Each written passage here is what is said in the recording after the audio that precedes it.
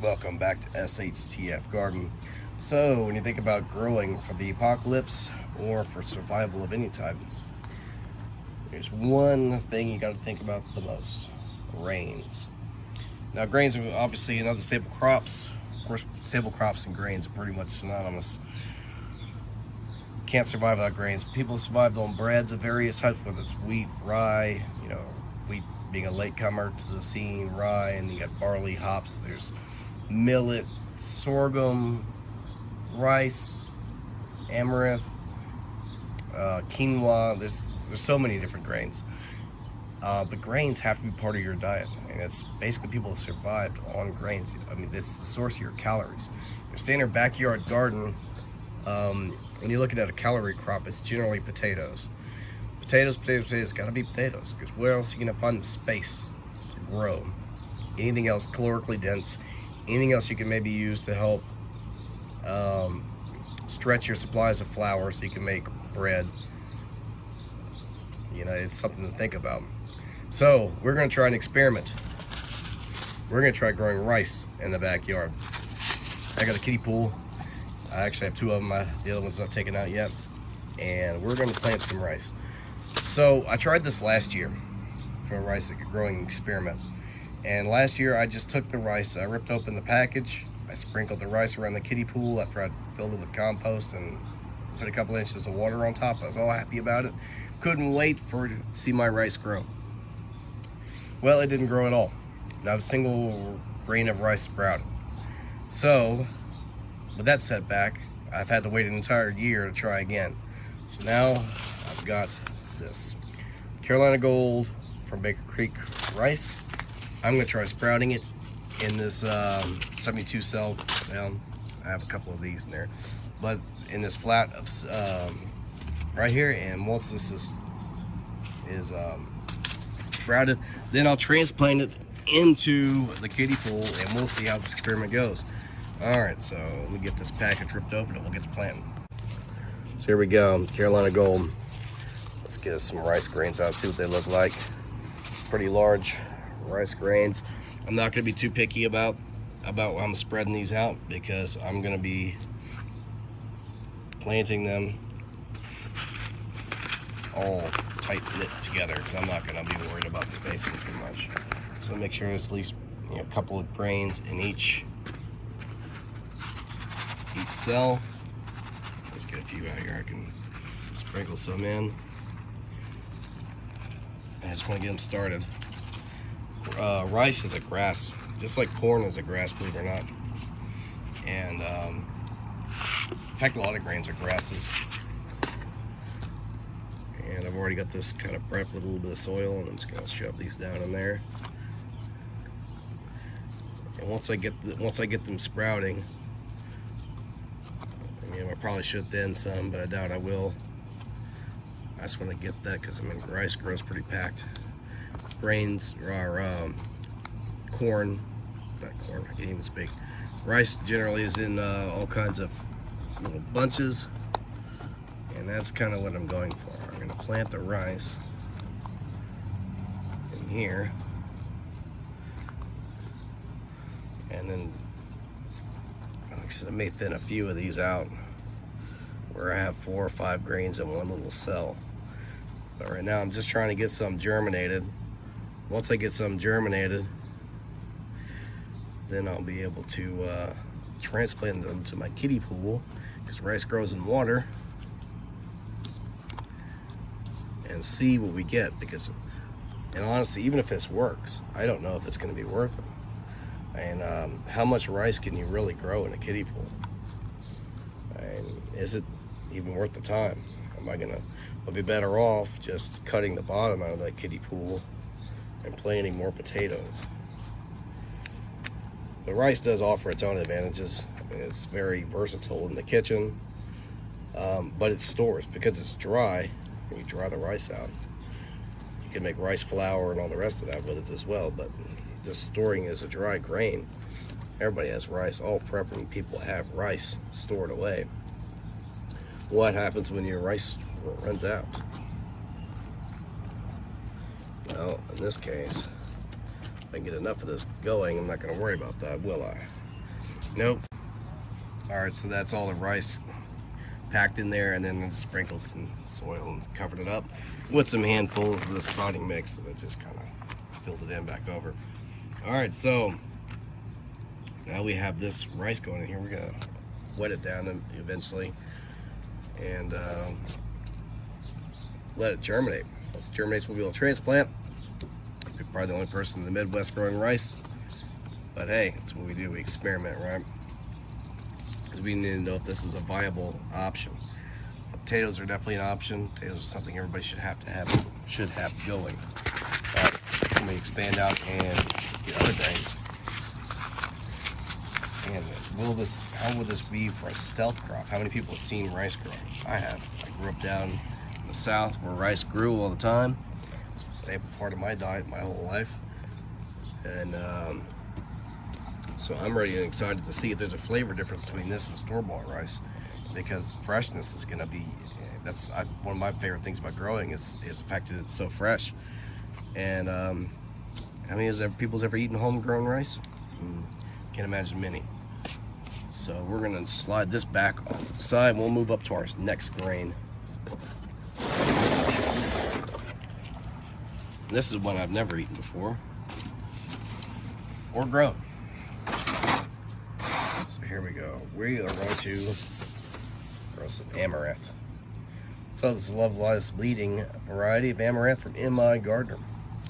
So I bought some seeds from this stuff before. Should be 1,000 approximately in here. So I'm going to be a little bit more picky and try and see if I can get just maybe a couple in each cell and then thin these out. These should make some large plants, I believe. Let's take a look at the back of the seed packet.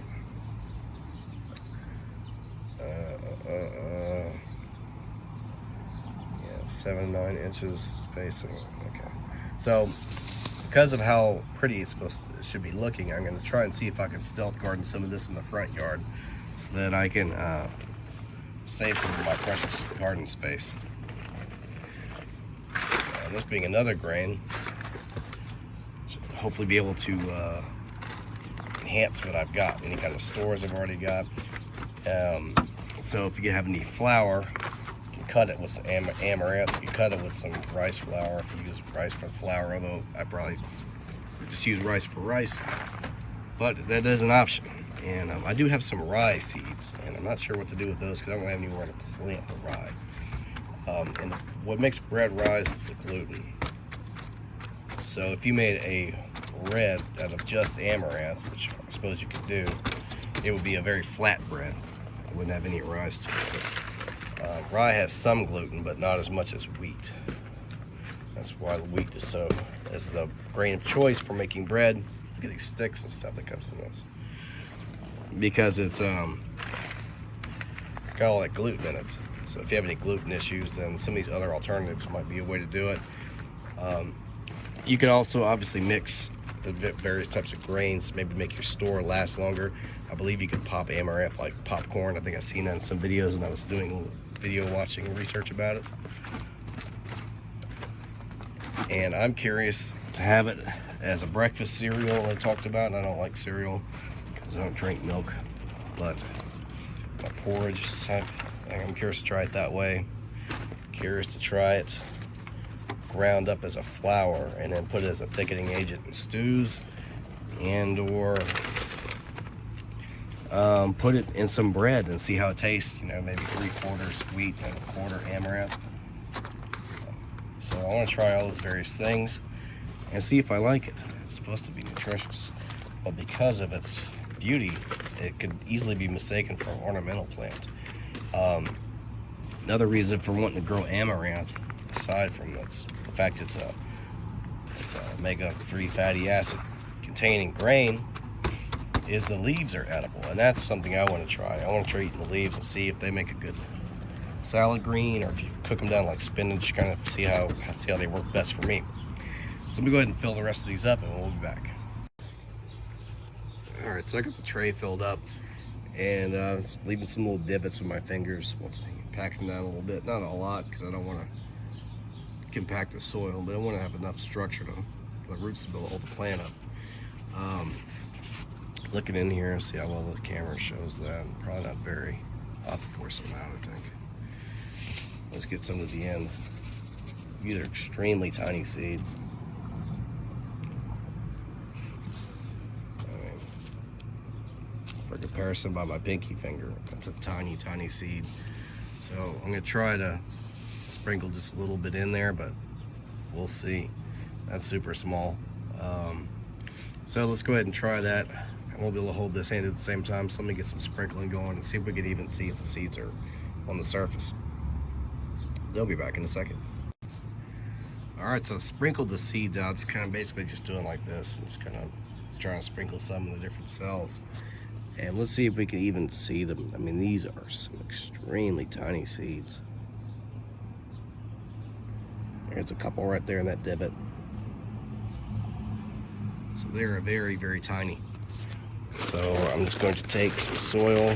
It's really cheap soil that's disappointingly bad. I should filter it out, so I'm working with what I got, right?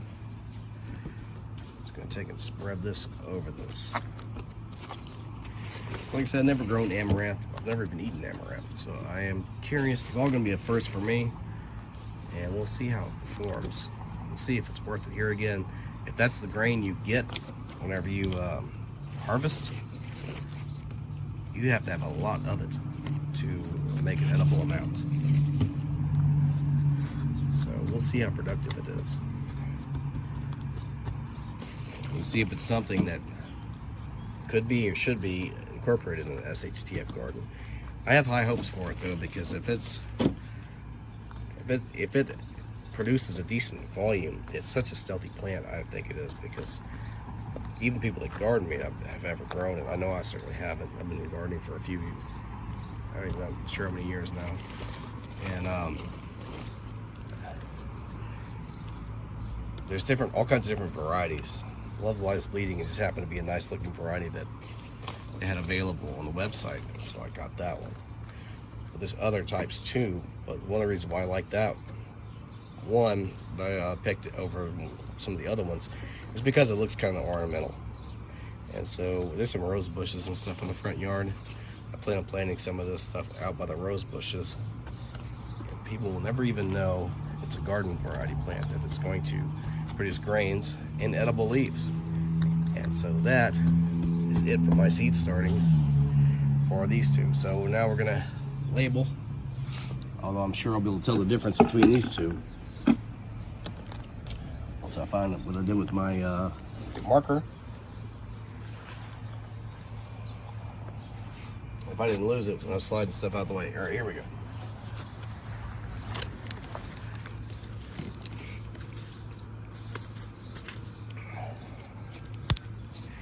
And of course, it's always good to label.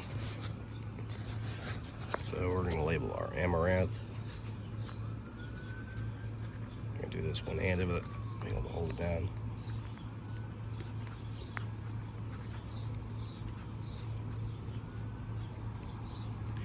And rice, which should be easy. So we got our rice, and we got our amaranth, and that's it. Now we'll water these in, and then we're going to put them in the greenhouse, since everything else is pretty much out of the greenhouse. And we're going to let it go once they get some good sprouts. Rice is going to be tall enough to be able to stick out of the kiddie pool's water, so that it doesn't meet the same fate as last year's attempt to grow rice and amaranth, just because. All right, so for your SHTF pleasures, grab yourself some grains, plant some grains. Don't be afraid of planting grains. You got to have a staple crop, and you can have all the squash and lettuce and cabbage and all that stuff, even though I love cabbage, that you want. But you're gonna have to have something that has calories, something that has some density to it, so that you can get what you need. And grains have always been the staple crops. So you have potatoes is probably your number one backyard garden variety of staple crop.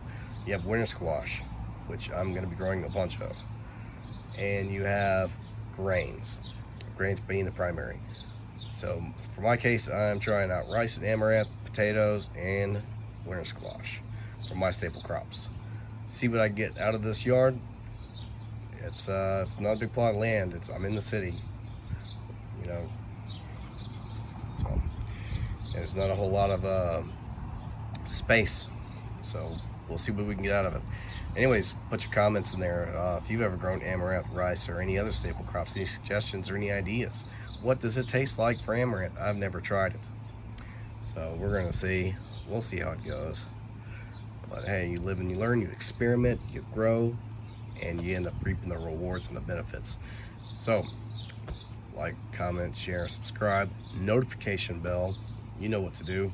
Share this video, grow the channel, help me grow this channel, just like we're growing some crops right now, some SHTF style. All right, well, that's it. Have a good day, and SHTF Garden out.